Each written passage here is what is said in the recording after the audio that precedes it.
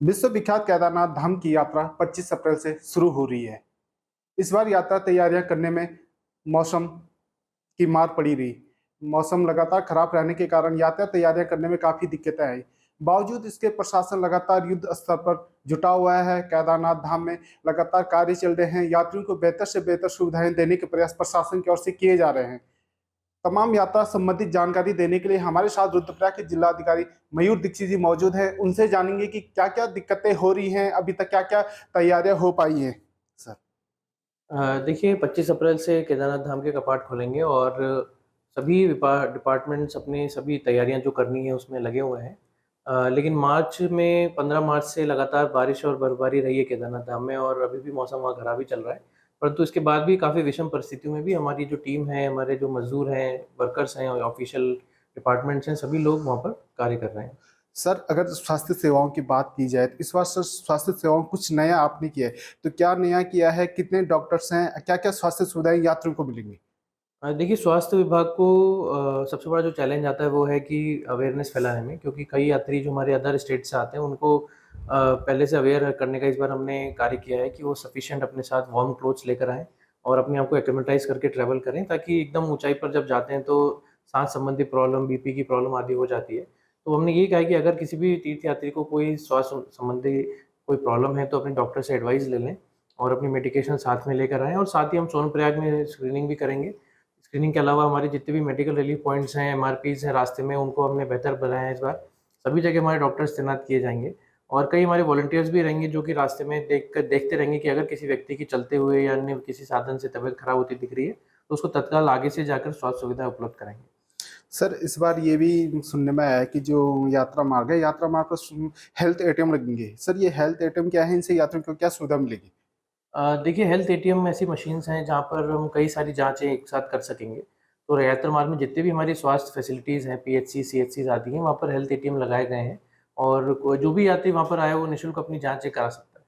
Sir, अगर केदारनाथ धाम की बात करें तो सर रिकॉर्ड यात्री पहुँचेंगे अनुमान लगाया जा रहा है कि पिछली बार भारी संख्या में जो यात्री पहुँचे थे, वह इस बार भी पहुँचेंगे। तो ऐसे में केदारनाथ से लेकर जो पैदल यात्रा मार्ग है, यहाँ पे रहने की किस प्रकार की व्यवस्था है? किस-किस को ये व्यवस्था सौंपी गई है? देखिए, जो आवासीय सुविधा है, उसको हमने पिछले साल से बेहतर करने का प्रयास किया है और अगर आप देखें तो रुद्रप्रयाग से लेके गौरीकुंड तक जो हमारी प्राइवेट होटल्स हैं, उनमें भी काफ़ी कैपेसिटी इंक्रीज़ हुई है। इसके बाद जो हमारा ट्रैक रूट है, वहाँ पर जीएमवीएन के द्वारा 2 एडिशनल कॉलोनीज़ का इस बार निर्माण किया गया, जिसमें करीबन 1500 लोग और रह सकेंगे। इसके साथ ही कई हमारी जो जगह है, वहाँ पर प्राइवेट टेंट कॉलोनी का भी एस्टेब्लिशमेंट किया जा रहा है। सर, ओवरऑल अगर देखा जाए तो पूरे यात्रा मार्ग से लेकर केदारनाथ तक कितने यात्री रुक सकते हैं एक रात में? पूरे केदारनाथ या पैदल मार्ग की अगर हम बात करें तो गौरीकुंड से शुरू करके केदारनाथ धाम तक हमारा अनुमान है कि 10 से 12,000 यात्री रात्रि विश्राम कर सकते हैं। सर, दूसरी बात सबसे बड़ी बात आती है कि जो कूड़ा निस्तारण है और या प्लास्टिक के बैग हैं, तो इस पर किस प्रकार की पाबंदी लगाई जाएगी? देखिए प्लास्टिक पूरी तरह प्रतिबंधित है और कोई भी जो प्लास्टिक का प्रयोग करते हैं उस पर हम लोग कार्रवाई तो करेंगे ही। साथ ही जो अन्य प्लास्टिक जैसे पदार्थ जैसे कि पेयजल पदार्थों के लिए बॉटल्स का यूज़ किया जाता है या फिर जो हमारे खाद्य पदार्थ के लिए रैपर्स आदि का प्रयोग किया जाता है। रेनकोट के रूप में प्लास्टिक की पन्नी, पोंचोज़ आदि का जो यूज़ किया जाता है, इन सभी के लिए हमने एक डिजिटल डिपॉज़िट रिफंड सिस्टम जो पिछली बार लॉन्च किया था वो काफ़ी सक्सेसफुल रहा था। इसको और एक्सपांड किया जा रहा है।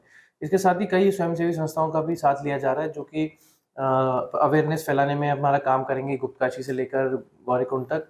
समय-समय पर हमारे करीबन 8 स्वच्छता अभियान भी हमने प्लान किए हैं पूरे पहले 2 महीने में यात्रा के, और घोड़े की लीद और आदि जो अन्य जो वेस्ट है उसके लिए भी अलग से मैनेजमेंट का पूरा प्लान तैयार किया गया है। सर, अगर देखा जाए तो सर केदारनाथ से लेकर सर जो गौरीकुंड तक पैदल मार्ग है, तो यहाँ पे टॉयलेट बने होंगे। सर, पिछली बार अस्थायी टॉयलेट रहते थे, तो इस बार क्या है टॉयलेट को लेकर? देखिए, पिछली बार तक यात्रा में हमेशा अस्थायी टॉयलेट्स बनाए जाते थे और सुलभ के माध्यम से, लेकिन परंतु लोगों के द्वारा फीडबैक दिया गया कि टॉयलेट्स की कंडीशन को बेहतर किया जाना बहुत ज़रूरी है। और अगर 16-17 लाख लोग आ रहे हैं और 2-3 दिन यहाँ बिता रहे हैं, तो निश्चित तौर पे काफ़ी अच्छी कैपेसिटी होनी चाहिए टॉयलेट्स की। तो इस बार राज्य सरकार के द्वारा निर्णय लिया गया था और हम लोगों ने सभी जगह ये इंश्योर कराया है कि परमानेंट टॉयलेट्स का निर्माण हो जाए। और जहाँ-जहाँ हमारा काम पहले ही शुरू हो गया था, जो बर्फ़ के बाहर के क्षेत्र थे, वहाँ हमारा कार्य पूर्ण हो गया है।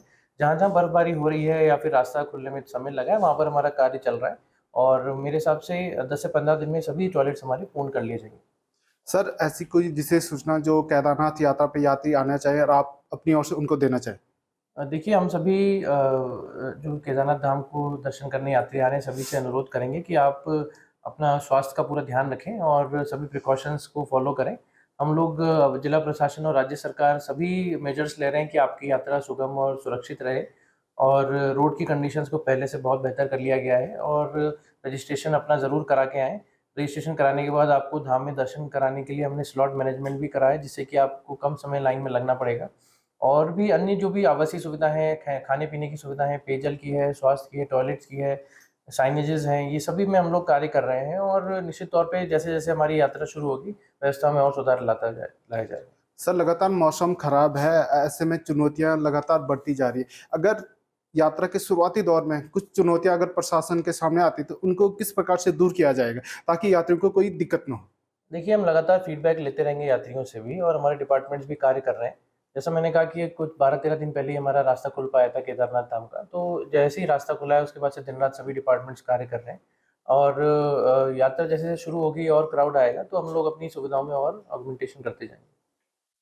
ये थे हमारे साथ रुद्रप्रयाग के जिलाधिकारी मयूर दीक्षित जी, जिनका कहना है कि मौसम के लगातार खराब रहने के बावजूद कम समय में केदारनाथ आने वाले यात्रियों के लिए बेहतर से बेहतर सुविधाएं देने के प्रयास किए जा रहे हैं और जो 25 अप्रैल से यात्रा शुरू हो रही है, उसमें प्रशासन लगातार जो भी यात्री यहाँ आएंगे, उन्हें बेहतर से बेहतर सुविधाएं दी जाएंगी। प्रवीण सेमाल, उत्तराखंड तक, रुद्रप्रयाग।